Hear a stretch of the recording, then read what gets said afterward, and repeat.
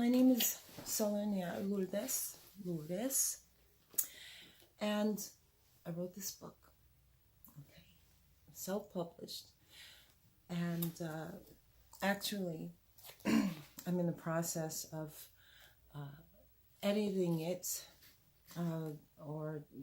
editing, and so right now I'm working on that. I'm almost done, and I plan on publishing an author's edition or an edited edition to the book, because, well, there were a lot of mistakes in it, and right now it's available through Lulu Publishing. But before I go global with the book, I want to do a little better with it. Now, the hypothesis of getting over the love hump. A lot of times people may think that I'm just talking about the love hump. I'm talking about, relationships, like between, a husband and a wife, boyfriend, girlfriend, fiance, those kind of situations. But actually, the term, the love hump, I define in this book as anything that gets in your way of moving forward, of when we're faced with hardships and challenges, and we're trying to get over it, we're trying to get through it, that affect us and keep us from getting where we need to be, that's a love hump, okay? And, this is really hard for me. I wrote this book, I started like over 20 years ago, okay? I wrote this book with people in mind who have suffered from mild traumatic brain injury and post-traumatic stress disorder. And the reason I can do that is because I suffered from those things, okay? And so this is a book. Now, I am not I'm not a doctor. I'm not a psychiatrist. I am not a therapist. I am not a psychologist. I'm not a social worker or anything. But because of my experience in dealing with these, that mild traumatic brain injury and post-traumatic stress disorder, I found a way to write about it, okay? So the way the book is written, it comes from a common mind, a common thought perspective, okay? So this is really hard for me to do, okay? I guess that's what has taken me so long to, try to start this process or start this journey into telling people about the book. And the reason I'm doing it is because I want to help people, okay? I know, what happened, okay, I've always wanted to write a book ever since I was like a little girl. I always, that was my dream, sort of, to write a book, have my own book. I just wanted one book, that's all. And, this is a book that sort of evolved, because when I first started, I thought I'd talk about depression, but I knew that I wanted to write this book. And in writing this book, it took me a long time, because I'm going through these the effects of mild traumatic brain injury, and then I'm going through the effects, later on of the post-traumatic stress disorder. So I'm going through these things while I'm writing the book. But what happened was, now I was perfectly fine, I was perfectly fine and content with, let's say, with the knowledge that I had that helped me. Okay, and trust me, it is an everyday process. Okay, it's a process every single day. So I'm writing this book, but I'm going through my things too. Okay, because the effects of the mild traumatic brain injury, and then the effects of the PTSD are something that they don't just go away. Okay, so it took me a while. It took me a while, but I finally got it done. But near the end, as because my goal was to write 100 ways. I wanted to reach 100. I wanted to write down 100 ways, which I only wrote 99. But there was a reason for that. The one way I left in the book so that you, the reader, could write in their own way of how they would get over the love hump. And as you can see, the illustration on the front cover, I have also, in the 100, in the number 100, well, I put, in the book, in the back, I put my way of getting over the love hump. And I left the illustration in black and white because I feel that color can be very personal. And when you have a mild traumatic brain injury, or when you have PTSD, post-traumatic stress disorder, color can play a very interesting role in your life. Okay, so let's say I had colored this in. I could have colored it in my colors. Maybe I could have put in some red and some orange and yellow and electric blue. I could have done that. But what I realize is that what may appeal to me in color may not appeal to someone else, or certain colors may trigger some type of memories or situations that you don't want to deal with at that time. So that's why I left it in black and white. And my daughter, I collaborated with my young teenage daughter on the cover as well. And so anyway, okay, wait, I keep skipping this, but this is important. I want to tell you how I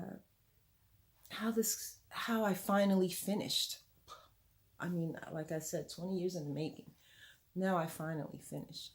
And what happened was, because I believe it was because of the war, we have a lot of veterans and the news reports of our veterans from war dying and committing suicide, and that they suffered with the PTSD and all of that. At that point, okay, at first I wanted to write a book. And I would have been just as content with my book, myself, okay? But it seemed sort of that after a while, it came to a point where it was like something, or, you know, it was almost as if the book was saying, finish me. It was saying, finish me. I don't know. And so from there, I said, okay, I'm going to finish you. I'm going to finish you. And I did. And in the book, I define what the love hump is.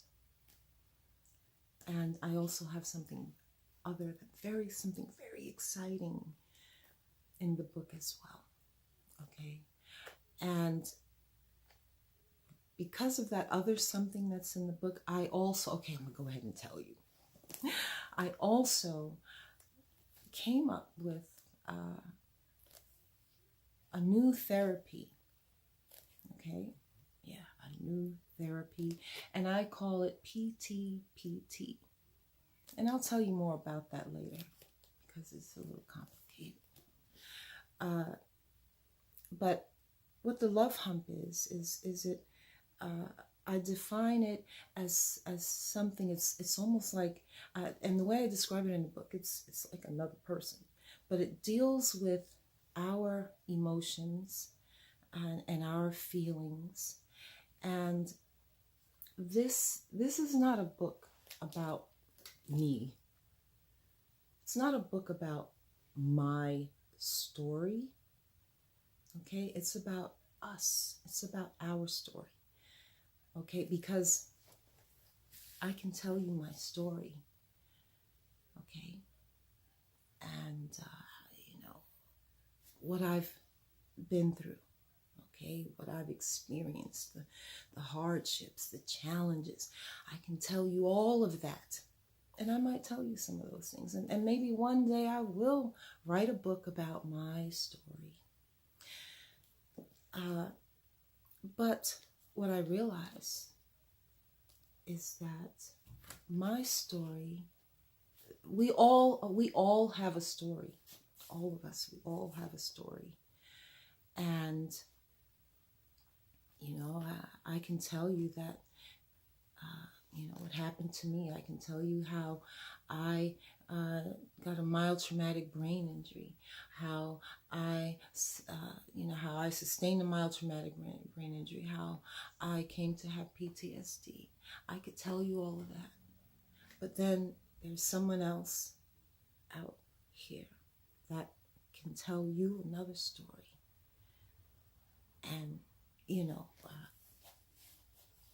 all of our stories are important, okay? You know, I can tell you, you know, I lost a finger, okay? But then someone else's story, they can tell you how they lost a foot, how they lost a leg, okay? So, you know, all of our stories. So this book is about us, and because the thing that we have in common, our stories may be similar. Some of them may seem the same, but all of our stories are different. But the one thing that is common in our stories is that,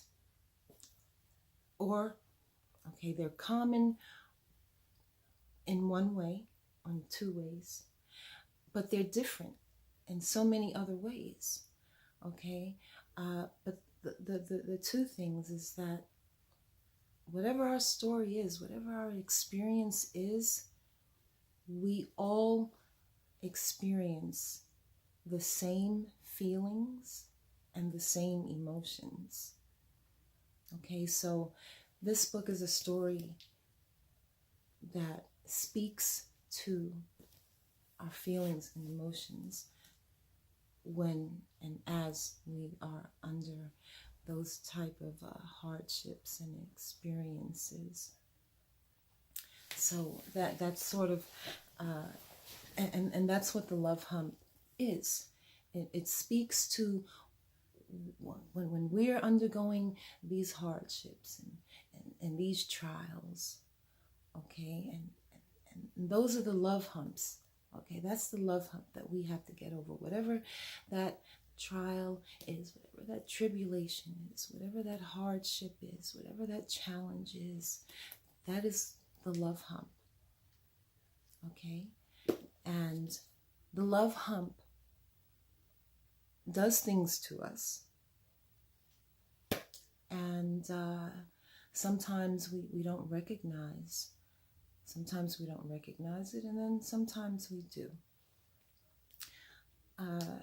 Let's see. And so let's say with the book, and in the book, okay, so I'm telling you 99 ways of how to get over this love hump.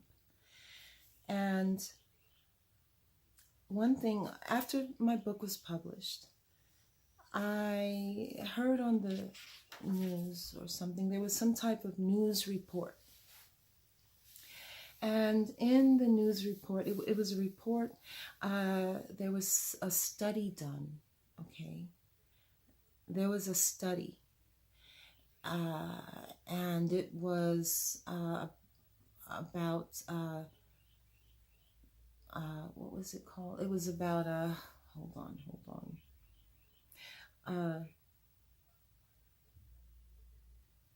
It was postpartum depression. Okay, and what the study said, what they said in the study is that they found that women that sang out loud with their babies came out of that postpartum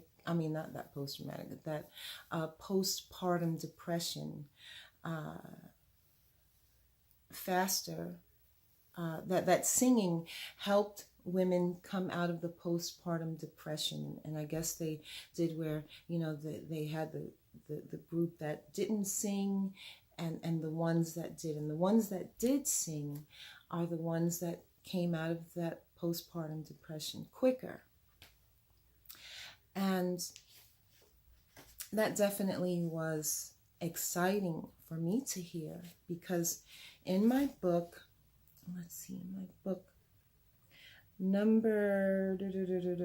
number 25 in my book. See it? Number 25. One of the ways of getting over the love hump, I put sing. Okay? And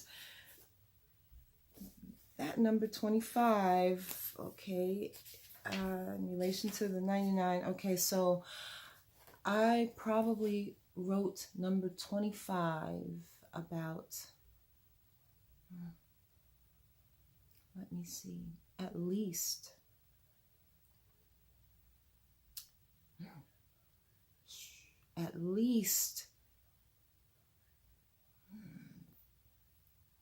13, 14, 15 years ago.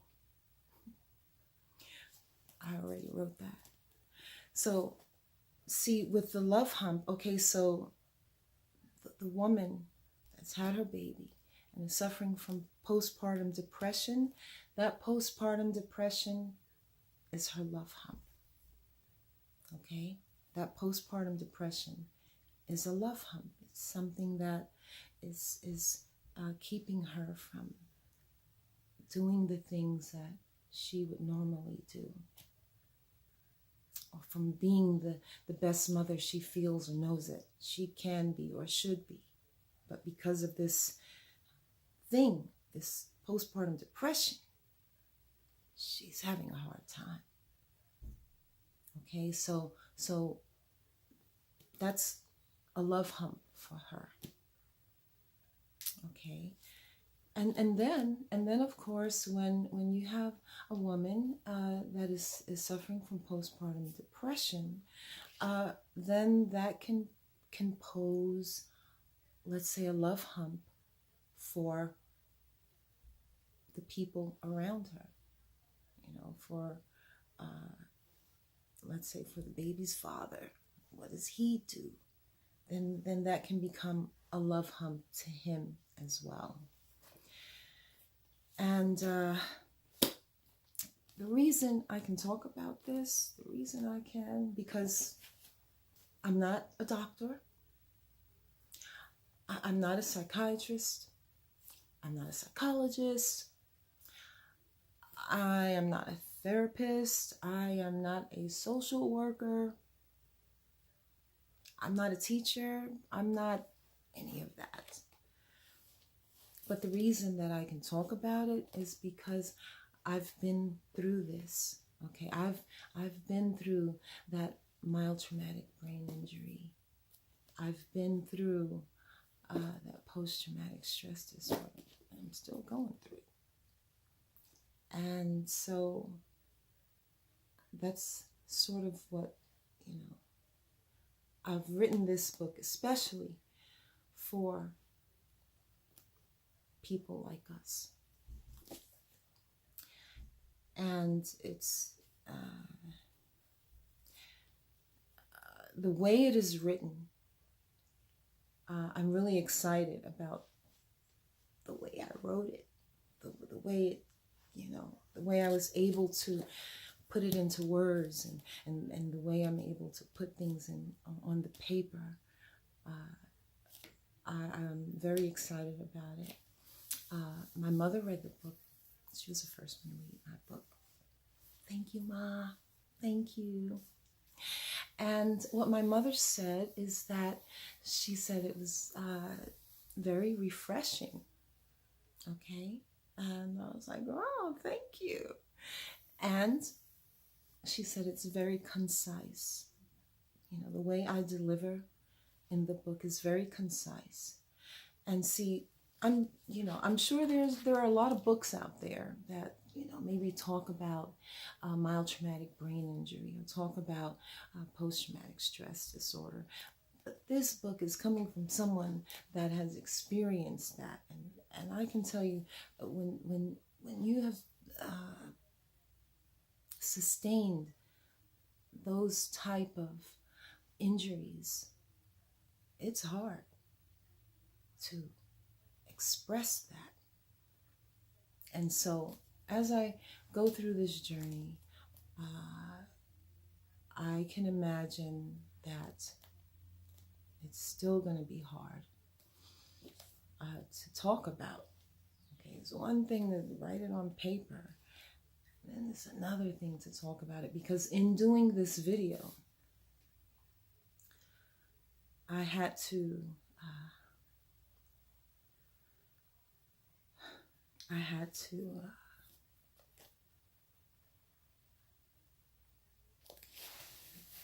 sort of compose myself.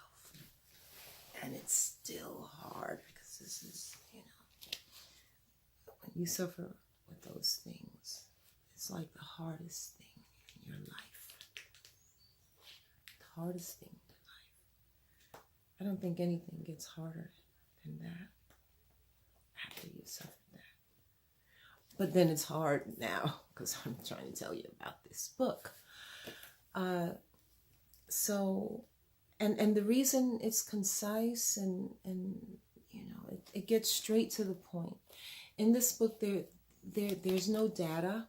Okay, I don't go into, the data on this and, the statistics, and according to this study and according to that study, and so-and-so said this about this and so-and-so said that about that. None of that is in the book. I don't put any of that in the book.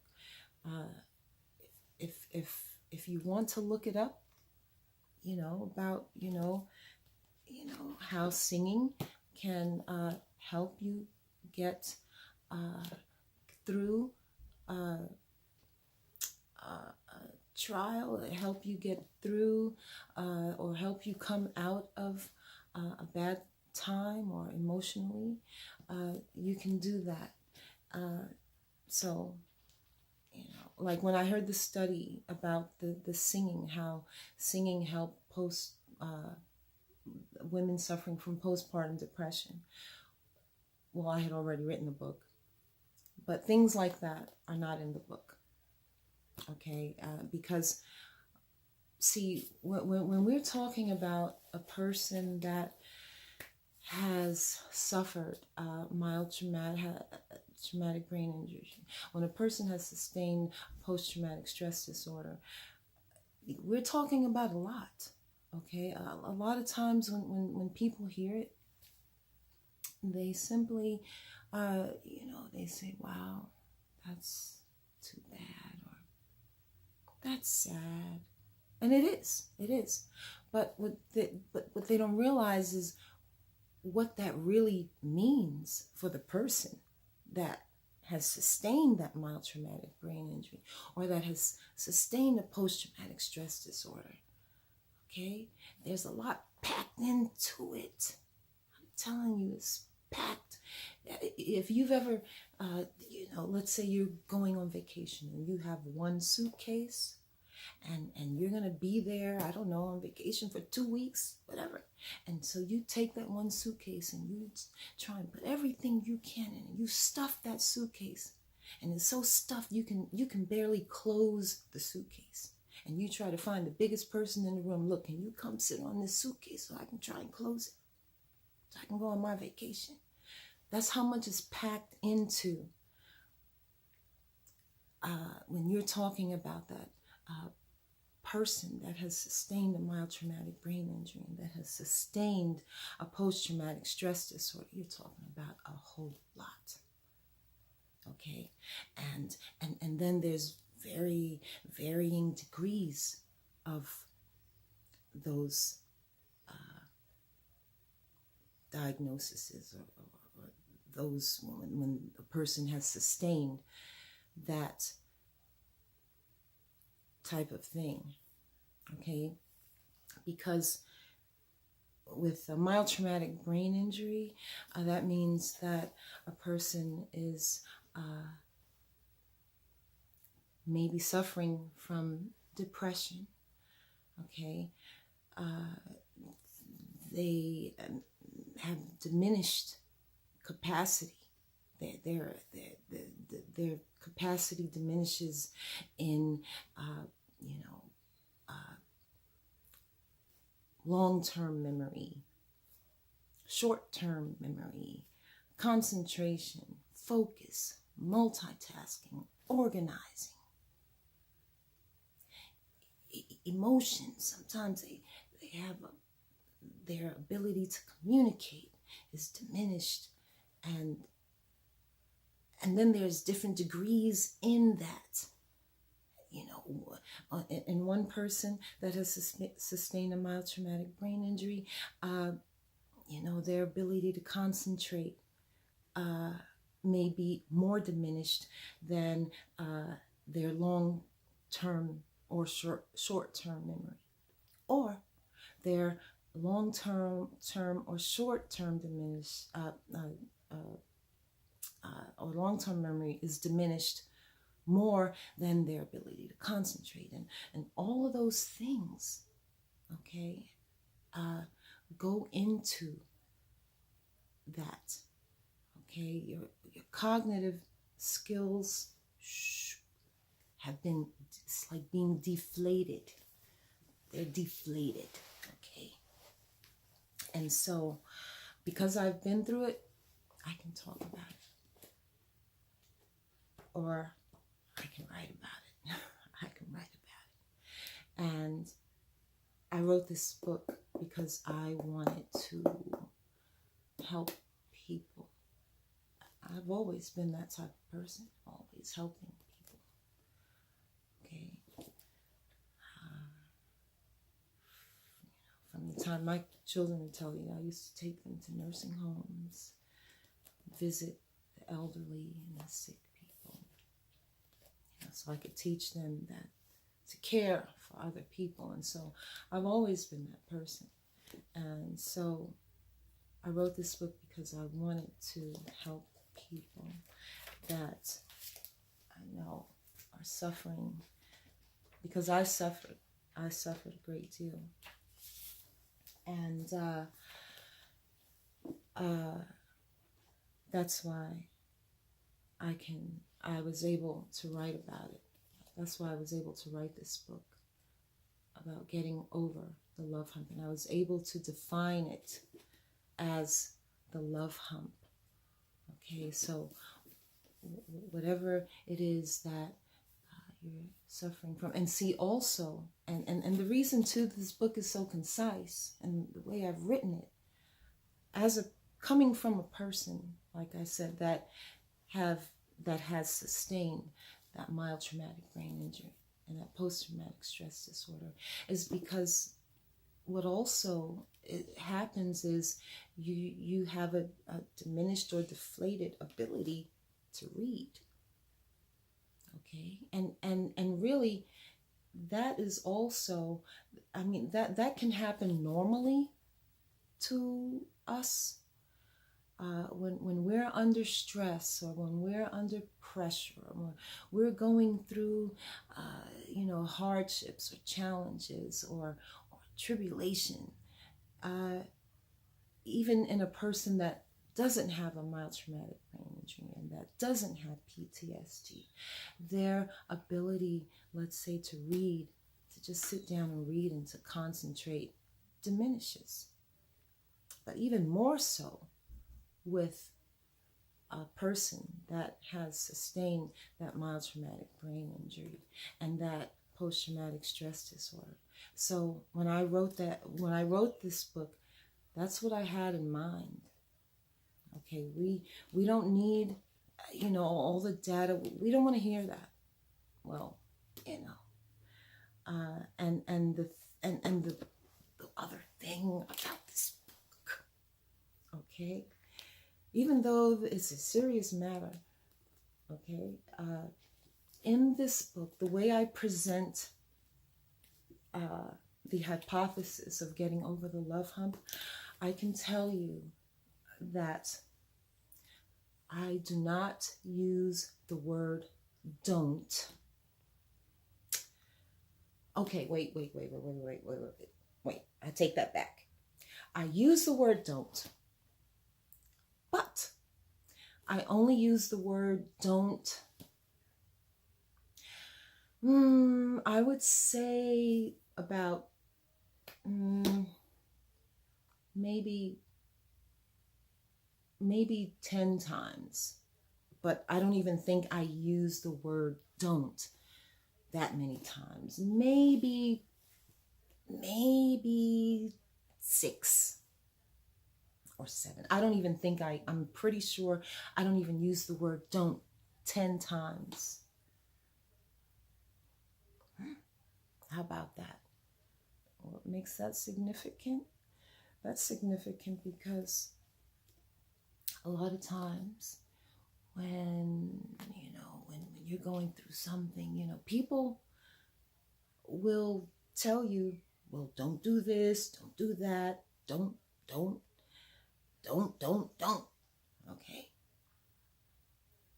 It's more don'ts than do's. So in my book, I don't use the word don't more than about, I haven't counted it, but I know it's not in there 10 times. And if it is, I might want to look at that and take it out, but I already know that I don't even use it more than 10 times. Okay, and so I know, I want you to know that I know what it is. And this book is for us. This book is for us, for anyone that is suffering mild traumatic brain injury, post-traumatic stress disorder. This book is for us. And anybody else, if you're going through hardship, if you're going through challenges, this book is for you too. Okay? And it's, age, anyone can read this book. Or have the book read to them. Okay? There aren't any curse words in it. There aren't any curse words in it. And,